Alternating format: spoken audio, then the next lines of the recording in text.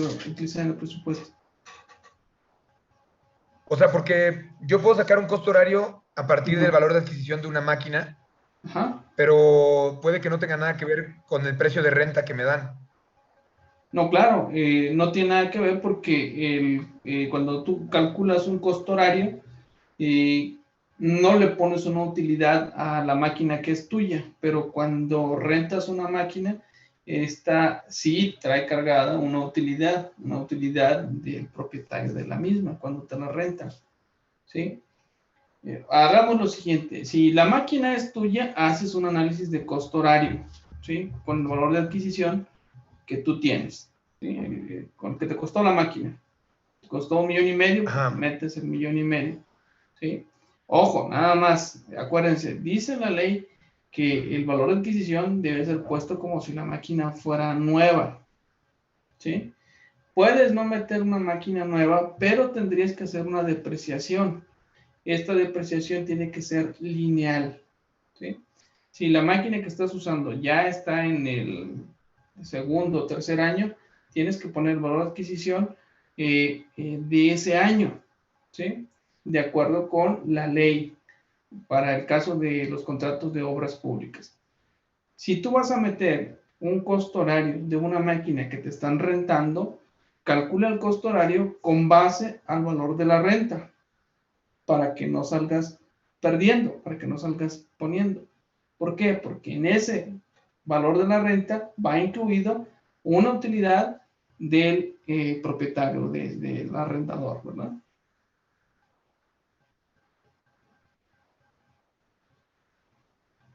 ¿Sí, ingeniero? Sí, ingeniero. Y en el mes se calculan 200 horas siempre, 200 horas de efectivas de trabajo al mes. Puedes tú calcular si te la rentan por días calendario, fíjate cuántos días tiene hábil el mes que te van a rentar la máquina. Generalmente en el contrato de renta te dicen es un mes o 200 horas, lo que ocurra primero. Si te chutas las 200 horas a los 20 días, pues hasta ahí se acaba el valor de la renta del mes, ¿sí? Generalmente te lo especifican así, un mes o 200 horas en tu contrato de arrendamiento. Y ya preguntas, bueno, ya debes de saber si incluye o no operación, diésel, lubricantes, mantenimiento, en caso de ponchaduras, etcétera. ¿Sí? Es que, por ejemplo, por lo que le pregunto es porque normalmente cuando se renta una máquina pesada, ya muchas veces los renteros te la mandan con operador para evitarse problemas de que si echan a perder la máquina o si hacen mal uso, evitarse el rollo de estar cobrando y así. Pero nosotros al hacer el cálculo sí tenemos que considerar lo del operador. Sí, claro, tienes que desglosarlo. Tienes que presentar un salario real que sea congruente. No le vas a poner un salario real de 100 pesos por día, ¿verdad?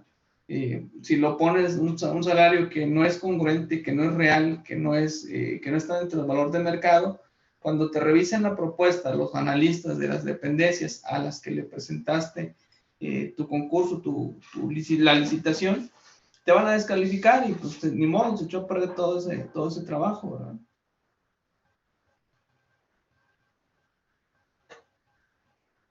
Ok, ingeniero. Gracias. ¿Cuál es la otra pregunta, ingeniero? No eran esas dos, ya me contestó Ah, las dos. ok, perfecto. Sí, ojalá, si alguien tiene preguntas así, pues no pasa nada, si podemos contestarla, pues adelante, no hay ningún problema. ¿Sale? Ok. ¿Alguien tiene dudas, preguntas, comentarios, ingeniero?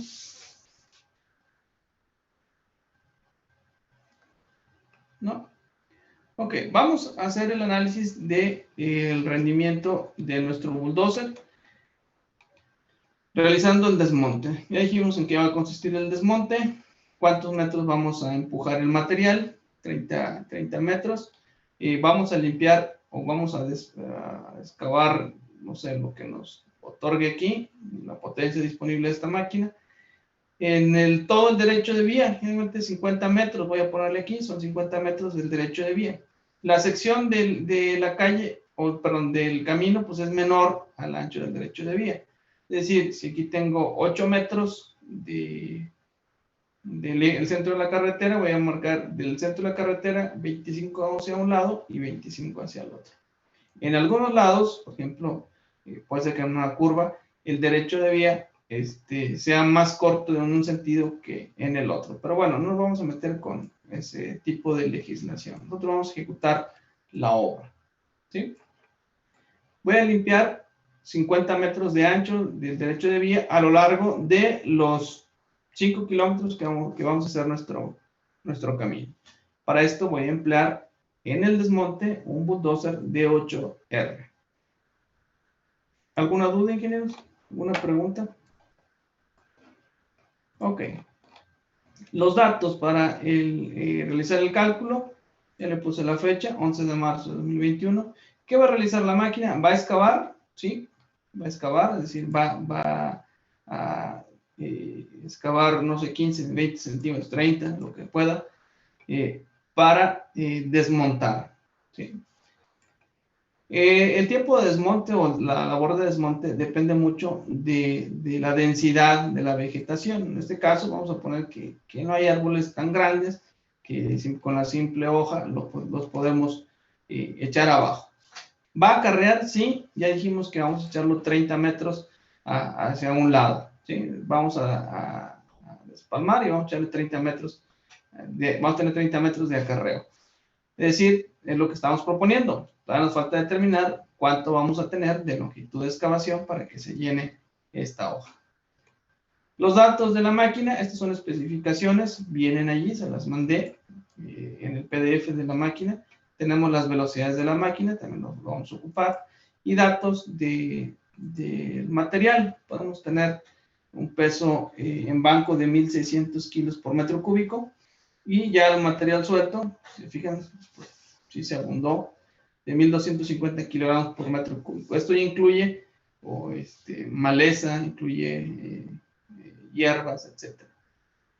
Tenemos un ángulo de fricción interna de 10 grados, podemos modificarlo, no pasa nada. La cohesión, aquí vemos que sí tiene algo de cohesión, por lo que seguramente vamos a encontrarnos con un suelo plástico, muy comunes en la zona de la Huasteca, esos suelos negros, ¿verdad?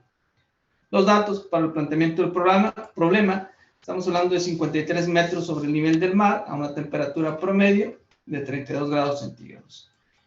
Para tierra firme y seca, estamos proponiendo un coeficiente de tracción de 0.90. Este lo encuentran ustedes en la tabla número 2 de las tablas auxiliares. En la tabla número 3 vamos a encontrar el coeficiente de resistencia al rodamiento. Muy importante más adelante cuando vayamos a empujar el material. La longitud de acarreo dice aquí 40 metros. No, son 30. Son los mismos que estamos proponiendo acá. Si hay alguna modificación, lo cambiamos únicamente de aquí y que haga de nuevo el cálculo la hoja. Decíamos que no teníamos pendiente, estaba en terreno prácticamente plano, por lo que la pendiente va a ser 0. Determino la tracción en la barra o la tracción máxima disponible de esta máquina en función del suelo en el que se está moviendo y del sistema de tránsito. Pesa 37 toneladas por 0.9, que es el coeficiente de tracción, nos da 33.818.40 kilogramos. Analizo las pérdidas de potencia o pérdidas de fuerza en kilogramos. Como estamos en Ciudad Valles, bueno, en el municipio de Valles, a menos de 300 metros o menos de 1,000 pies sobre el nivel del mar, las pérdidas por altitud no la vamos a considerar. Aquí la misma fórmula con este condicional me dice que menos de 304 metros sobre el nivel del mar, la cantidad de oxígeno es constante, por lo tanto no me va a afectar en la fuerza que disponga la máquina. Pérdidas por temperatura, aquí sí suele ser interesante, dado que alcanzamos los 32 grados centígrados de temperatura promedio. ¿Me va a afectar a las máquinas? Sí, se van a expandir los fierros, independientemente del calor que genere el motor. Esto me va a ocasionar que pierda por temperatura 1.202 kilogramos de fuerza. La resistencia al rodamiento. Del coeficiente de la tabla número 3, los 55 kilogramos por tonelada para tierra firme y seca, ¿sí?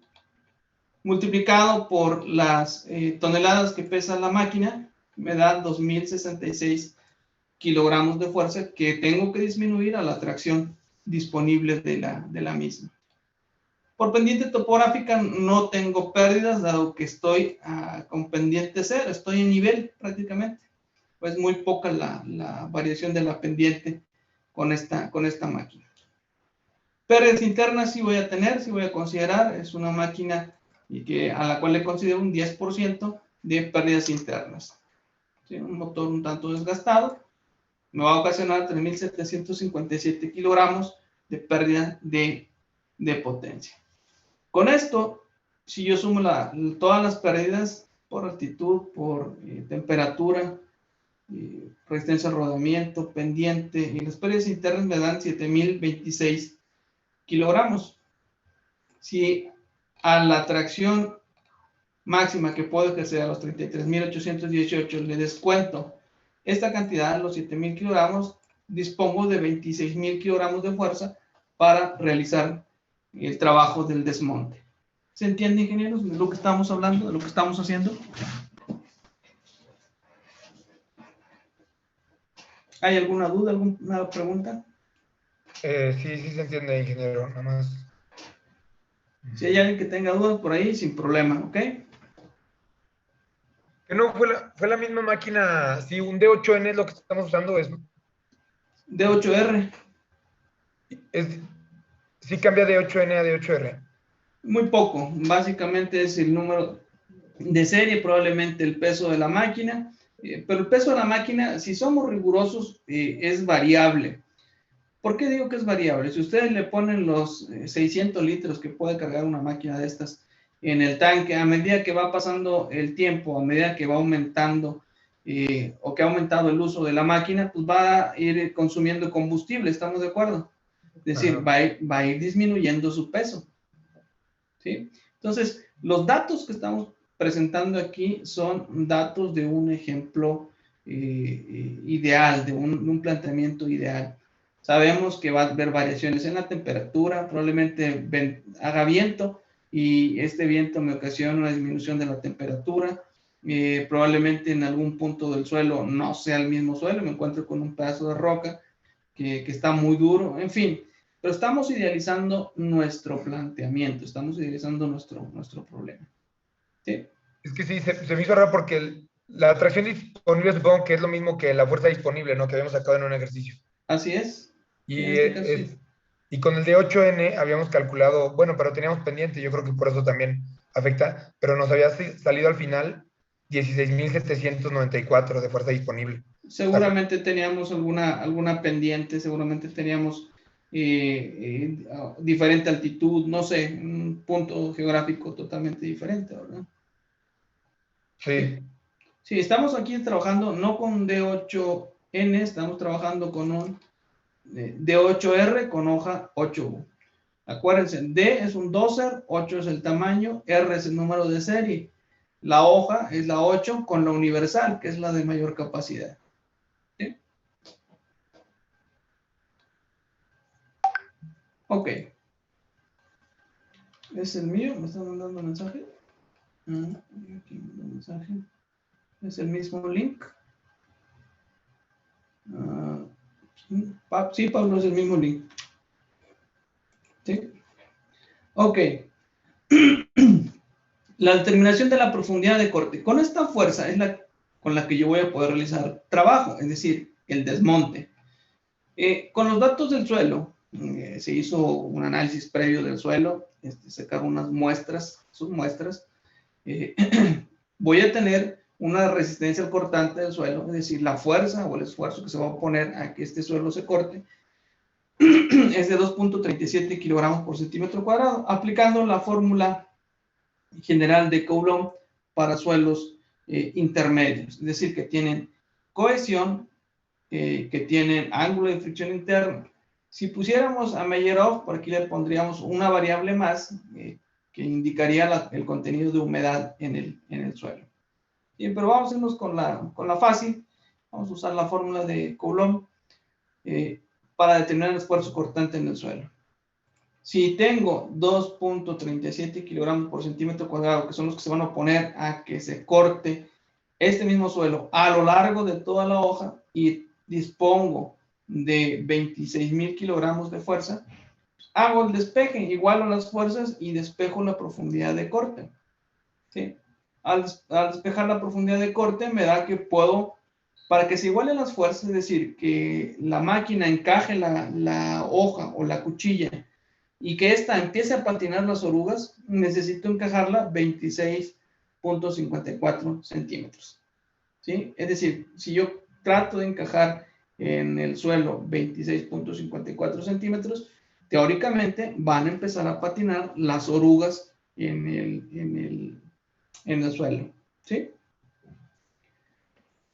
Estoy proponiendo que cortemos 15 centímetros, igual podemos cortar 20 centímetros, no pasa nada. No necesito cortar tanto. ¿Por qué? Porque voy a realizar un despalme en un segundo proceso de limpieza. Es más, bueno, aquí podría cortar, no, bueno, vamos a dejarle 15 centímetros. Puedo cortar hasta 10 centímetros. Voy a cortar 15 centímetros únicamente. O 20, ustedes me dicen cuánto le cortamos ahí. ¿Sí? No, pues sí, si yo le pongo... Si yo quiero cortar aquí, le digo que cortemos 30 centímetros, tengo un condicional que me indica que la máquina no podrá con esta profundidad de corte, ¿verdad? Si le pongo que son 25 centímetros, sí va a poder con la profundidad de corte, porque es menor, ¿sí? Pero me va a quedar una potencia disponible muy pequeña. Voy a poder cortar 25 centímetros a una velocidad muy, muy baja, ¿sí? Estoy proponiendo que sean 15 centímetros de profundidad de corte propuesto. ¿Alguna duda, ingenieros? Todo bien, Inge. Perfecto. Luego, empezamos con el análisis del ciclo de trabajo. Me voy a acomodar para el ataque, es decir, voy a ubicar la máquina de tal manera que vaya a empezar a cortar los 15 centímetros, aquí en este punto. ¿Sí? Me acomodo para el ataque, ¿sí? Y esto me va a llevar, dice la literatura ahí de los apuntes, que entre 15 y 25 segundos. Realmente, probablemente nos lleve menos, probablemente nos lleve, no sé, de 8 o 10 segundos cuando mucho, para trabajarlo. Habitualmente antes manejábamos entre 15 y 25 segundos. Voy a dejarlo igual para no contradecirme con la literatura que ya les pasé de esta unidad. ¿Vale? Voy a proponer 15 segundos. Si alguno de ustedes me dice, póngale 17, le ponemos 17, no pasa nada. ¿Va? ¿Le dejamos 15, ingenieros? ¿O le muevo? Así está bien. Vamos a manejarlo así. Sí, ingeniero, está bien. Ok. El tiempo de excavación o ataque. El proceso, ya me acomodé aquí en la gráfica. Voy a empezar a baja velocidad, porque a baja velocidad voy a disponer de mayor tracción. Voy a empezar a excavar el material, voy a llevar los arbustos, ¿sí? A baja velocidad me encuentro un huizache o un arbolito y pelas, ¿verdad? Me lo llevo también. En este punto ya se llenó la hoja totalmente. Es decir, hay una distancia a la cual esta hoja, la del bulldozer, la 8U, se va a llenar. Vamos a determinar la longitud en la que se llena esta hoja. Si ya sé cuánto mide de ancho esta hoja, si ya sé cuánto voy a excavar, ¿sí? Y ya tengo el volumen nominal de la hoja, puedo encontrar yo, y sé cuánto se expande este material, ¿sí? Sé cuál es el porcentaje de abundamiento, puedo encontrar o puedo determinar, inferir la distancia a la que se va a llenar, ¿sí? Para eso la determino aquí. Dice, la distancia en la que se llena la hoja es igual al volumen nominal entre el ancho de la hoja, este viene de las especificaciones, también este dato viene de las especificaciones, entre también la profundidad de corte que propuse, los 15 centímetros, por el porcentaje de abundamiento. Este porcentaje de abundamiento nos lo otorgó el análisis previo que hicimos del suelo en el campo. Fuimos a obtener muestras para poder tener esos datos. Si no los tenemos, es correcto, es aceptable suponer que tenemos entre un 25 y un 30%. Si vemos que tenemos muchas piedras, si vemos que tenemos muchas ramas, seguramente vamos a tener porcentajes de abundamiento superiores al 30%, 35, 40%. A veces, perdón, ingeniero. Dígame. Pero eso, porque teníamos de un peso del material en banco y un peso del material suelto, ¿no? ¿Es correcto? Pero ese material, ¿cómo lo pudimos haber sacado si es el que vamos a remover? O sea, no creo que haya un banco de ese material. No, ingeniero. Cuando haces un proyecto de caminos, de carreteras para las casas, mandas a hacer un estudio de geotecnia, un estudio de mecánica de suelos. Ustedes en proyectos o en taller de proyectos de los que están haciendo, seguramente fueron y obtuvieron muestras del suelo, ¿verdad? De ahí es donde vamos a sacar estos datos. Ok. Sí. Haciendo este cociente, voy a obtengo que en 14.30 metros se va a llenar la hoja a esta capacidad, con este abundamiento. ¿Alguna duda, ingeniero? Ingeniero, pero ese es con el volumen de excavado, ¿no? De material. Pero ¿qué pasa si aparte de ese volumen se ve ocupado, no sé, por arbustos o por plantitas? Aquí lo estoy considerando, en este 28% de abundamiento, estoy considerando que va a llevar ramas, que va a llevar arbustos, ¿sí? Les digo, es difícil obtener un valor general para todo el camino, y más cuando van a ser 5 kilómetros, ¿verdad? Generalmente es propuesto, puedo poner un 30%, un 32%, ¿no? No todos los datos los van a poder ustedes calcular, incluso a priori, ¿verdad? Es decir, antes de poder hacer el análisis. Probablemente se vayan a encontrar en algún planteamiento de problema en el que van a suponer datos, ¿sí? Aquí estoy suponiendo que ese porcentaje de abundamiento incluye esos arbustos, esas ramas que voy a desmontar. ¿De acuerdo?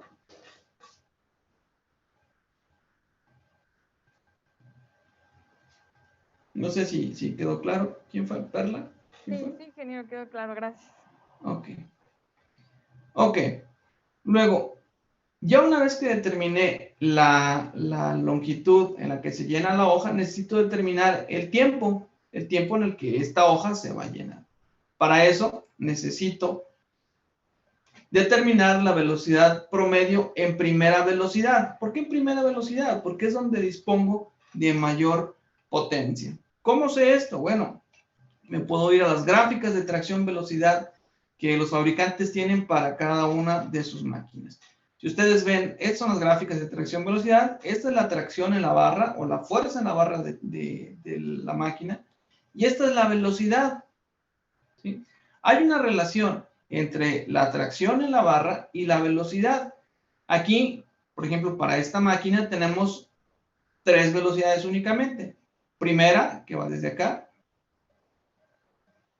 Gráfica para segunda velocidad. Y la gráfica para tercera, la línea para tercera velocidad. Si nosotros tuviéramos más velocidades, si tuviéramos, no sé, duales, o tuviéramos más velocidades para hacer cambios, 8, 10 velocidades, pudiéramos tener más curvas de un comportamiento similar.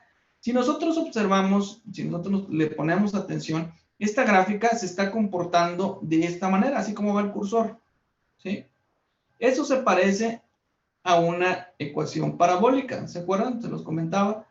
Esta ecuación parabólica es una hipérbola, es decir, que la tracción en la barra es inversamente proporcional a la velocidad y que la velocidad es inversamente proporcional a la tracción en la barra. ¿Qué quiere decir esto?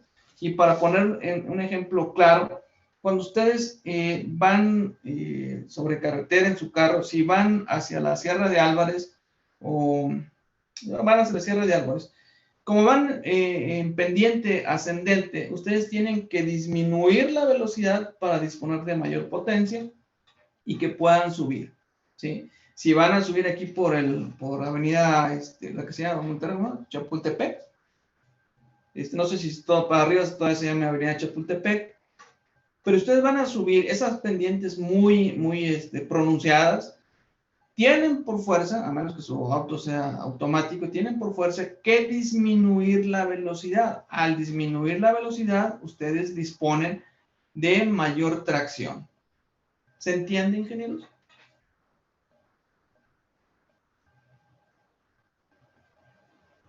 ¿Dudas?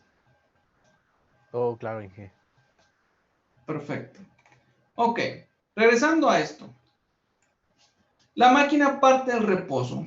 Nosotros, para determinar este factor de velocidad media, que lo voy a poner aquí en verde porque es un dato que le doy yo, este factor de velocidad media me tengo que ir a la tabla número 4. Para ello necesito obtener la relación peso-potencia. ¿Cuál es la relación peso-potencia? ¿Cuánto pesa la máquina? Aquí está, 37 toneladas. ¿Y cuál es su potencia? Obtengo el cociente del peso de la máquina entre la potencia. Y aquí tengo que la relación peso-potencia es de 123 kilogramos por HP. Con este dato me voy a la tabla número 4. Déjenme, ¿tienen por ahí las tablas a la mano? Las tablas auxiliares. Váyanse a la tabla número 4. Aquí no tengo la memoria. A ver si está.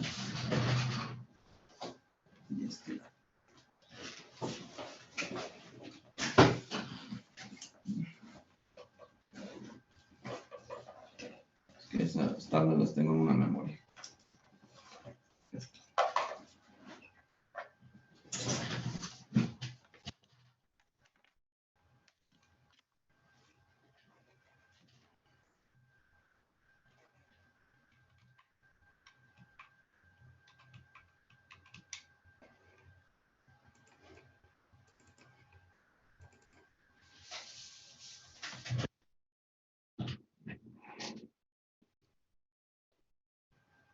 Te comparto las tablas. Miren, vamos a ver las tablas. Son estas. En la tabla número 4, nos vamos a la tabla número 4. Está en esta pantalla. La tabla número 4, aquí está. En esta tabla número 4 vamos a encontrar que para distancias de 0 a 117 metros, para unidad partiendo del reposo, nuestra máquina parte del reposo, acuérdense que primero se acomodó, vamos a ocupar uno de estos valores, el 0.25 o el 0.5. ¿Cómo sabemos cuál ocupar?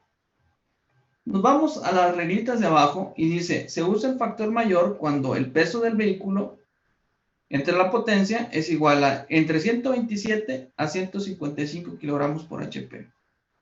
Vamos a ocupar el factor promedio cuando está entre 155 y 182.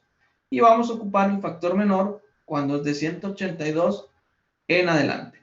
En este caso, a nosotros nos dio de 123 kilogramos por HP. Vamos a ocupar el factor mayor. ¿De acuerdo? Es decir, 0.5. ¿Dudas, ingenieros? ¿Preguntas? ¿Qué quiere decir esto? Que en 14.3 metros que vamos a realizar la excavación, no voy a alcanzar la velocidad máxima en primera velocidad. A eso se refiere. Para eso nos sirve este factor de velocidad media. Para transformar la velocidad que disponemos en los engranes a una velocidad promedio. ¿Se entiende, ingenieros? ¿Puede repetir eso último, ingeniero, por favor? Sí. Este factor de velocidad media nos sirve para encontrar la velocidad promedio, en este caso, en primera velocidad, porque no alcanzamos en 14 metros que excavamos la velocidad máxima en primera. ¿Sí? En todas las situaciones vamos a buscar este factor de velocidad media. Si la máquina ya está en movimiento en el tramo de análisis, vamos a ocupar generalmente valores mayores. El ejemplo que casi siempre les pongo es que ustedes bajen del Monumento a la Bandera, acá por el Interapas, y pasen debajo del puente de Bocanegra, bueno, de la glorieta de Bocanegra, y agarren carranza. Si ustedes estuvieran detenidos en el tráfico, en el semáforo que está donde está el motorlínea, les costaría más o tardarían más en alcanzar la velocidad en primera, segunda o tercera si parten del reposo que otro vehículo, otra persona que venga conduciendo y que entre en ese tramo de adelante del semáforo ya en movimiento, ¿sí? Para eso nos sirve este factor de velocidad media. No sé si me alcancé a explicar, ingeniero. Sí, ya quedó más claro, ingeniero. Perfecto. Ok. Le voy a dejar aquí nada más para ejemplificar el uso de las gráficas de tracción-velocidad. Fíjense, si yo corto 15 centímetros, es decir, si sustituyo estos 15 centímetros acá donde igualé la fuerza que necesito para cortar, determino cuál es la tracción que necesito para ejecutar este corte. Si me voy al revés, con 15 centímetros, ¿cuál es la fuerza que necesito? Necesito 15,000 kilos de fuerza para cortar 15 centímetros. ¿Sí? ¿Cómo le hice? Bueno, me fui a este punto, aquí donde tengo la tracción disponible, a esta formulita. ¿Sí? Ya le puse el corte propuesto aquí, en lugar de que fuera 26, pasé este 15 para acá y despejé cuál es la tracción que yo requiero. Al hacer eso, me da un dato de 15 toneladas de fuerza que necesito. ¿Qué es lo que hago? Me voy a la gráfica de tracción-velocidad con 15 toneladas. Aquí vemos la fuerza o la tracción en la barra. Aquí está, kilogramos por 1000. Me voy aquí aproximadamente a la mitad. Ahí está, la mitad. ¿Sí? Y vemos que puedo ir en primera velocidad. Aquí está la gráfica de primera velocidad. O en segunda velocidad. Puedo ir en cualquiera de las dos. Se recomiendan velocidades bajas para disponer de la mayor tracción posible. La velocidad a la que puedo ir, ahí está. Voy con esta línea aquí aproximadamente a 15. Ahí está, ahí aproximadamente son 15. Entro con 15,000 kilos de fuerza. Intercepto la línea de la primera velocidad en este punto y desciendo para encontrar que puedo ir aproximadamente entre 2 y 4, ¿sí? A 3 kilómetros por hora. ¿Sí, ingenieros?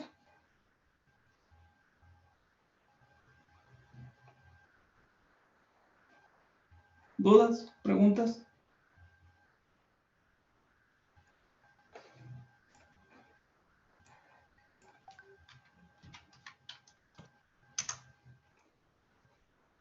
¿No? Ok. Voy a ir aproximadamente a 3 kilómetros por hora. Si esto lo multiplico por el factor de velocidad media, dice que puedo ir hasta 1.5 kilómetros por hora. Fíjense qué lento va realizando esta excavación. ¿Por qué digo que lento? Porque una persona sana podemos considerar que camina a una velocidad de entre 4 y 5 kilómetros por hora. Esto transformado a metros por segundo nos da 0.42 metros por segundo de velocidad. La distancia que voy a recorrer son 14.30 metros, que es la distancia en la que se llena la hoja, entre 0.42 metros por segundo. Me dice que voy a poder excavar, voy a llenar la hoja en 34.06 segundos aproximadamente. ¿Dudas hasta aquí, ingenieros? ¿Preguntas? No, dije todo bien.